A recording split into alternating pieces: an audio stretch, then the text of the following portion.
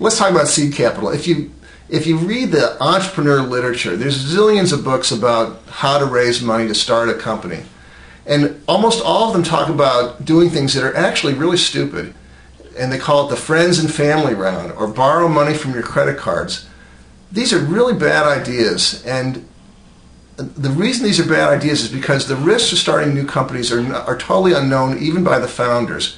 It really shouldn't be called an investment round at all. What these, if you want to start a company, what you really need is gifts. If you want to go to your grandparents or something and say, hey, I need $100,000 to start this company, you should tell them, don't invest with this. Don't call it part of your portfolio. Just like, would you give me a gift of $100,000? And if they can't say yes to that, you shouldn't take the money.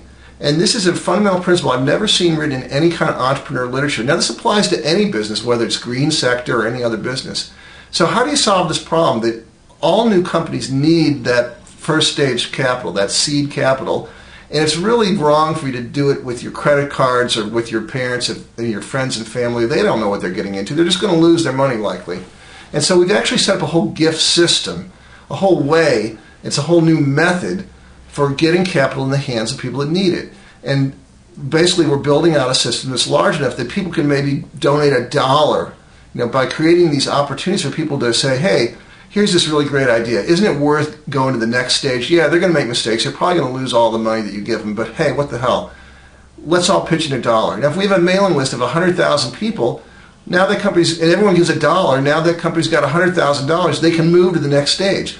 Once you burn through your first $100,000, you've got most of the mistakes out of the way. Now you've got a much better chance for success. So we're trying to create a little platform that gets these companies enough traction so they can interface with the old financial system. Now, let's look at that gap. I mean, the problem with the old financial system these days is it's very risk averse. What you've got is things like college endowments, and they put their money in venture capital firms, and those venture capital firms cannot afford to lose that money, okay? And everyone thinks, oh, venture capital, they're the risk takers.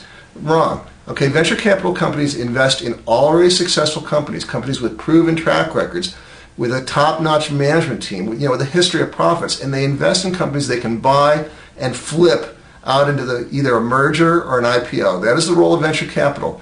Underneath venture capital, there is earlier stage, and again, the most important stage is seed, and beyond that, you might call, your first round.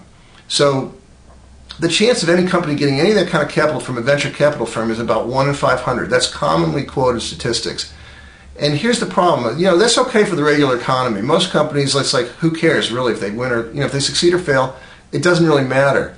But if we're taking 100 different environmental solution companies, 100 companies that have 100 solutions for 100 environmental problems, and we're saying, well, only 1 in 500. We did 500 solution companies. We're saying only 1 in 500 is going to get the money they need to win and solve that problem. That means we're leaving 499 problems unsolved. This is completely wrong. It's the wrong design for the eco-sector. So the current capital system, it serves a lot of function, but it really doesn't have functionality appropriate for addressing the breadth of the problems we face on the planet and the kind of rate and scale and the need to try a lot of things. Now, what's the risk of this? Let's go really extreme here. Let's say that, and I don't think we need $1 billion to start 1,000 companies. That would be $1 million a company. We don't need that much, but even if we did, $1 billion, I mean, look at the stimulus package.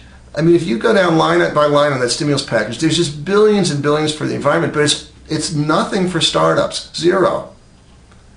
And I'm not asking the government to solve the problem. I'm asking the public, the financial sectors, we should be getting together. Let's not leave it up to the government. Even this new administration, I like what they're doing in a general way, but you can't count on politics to solve this problem. If we want a permanent solution to our environmental challenges, we, the people, actually have to take that responsibility ourselves, take that responsibility away from government. If we're responsible in the corporate sector, in the business sector, for handling the environmental problems, they will go away. They'll be handled permanently, and that's what I want for my kids, is a permanent solution to these problems, not just this sort of up and down football yo-yo. You get one president in, things go up, you get another president in, the environment goes to hell. This is never going to get us anywhere. Right, exactly. I mean, I made it really easy. A person can sign up for just $1. I don't know any other place on the web that you can make a difference for the environment for just $1. So that's what I like. And now here's the game. Look, if you hate Obama, maybe you're not going to be listening to this tape. It's not about politics, guys. I didn't spend a lot of time hating President Bush. It's just a waste of time. Politics is good for what it's good, but here's the thing. We got a guy in the office who actually understands the word ecology for the first time in a long time. We got 8 years max, maybe 4 years, to make a run for it under this sort of nurturing administration and get this sector up and running so it can stand on its own. Okay, we've got 8 years to do that. After 8 years, we don't know what's going to happen. In fact, even after 4 years, we don't know what's going to happen.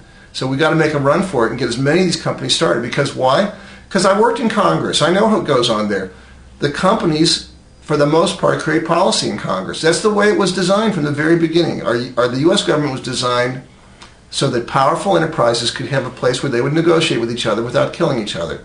It was not really designed for this every good idea to come from the grassroots citizenry is going to get passed into law. No, that's not the way it works. If you want to have the politics and legislation track the environment, we've got to get an environmental sector whose job it is to take care of the environment.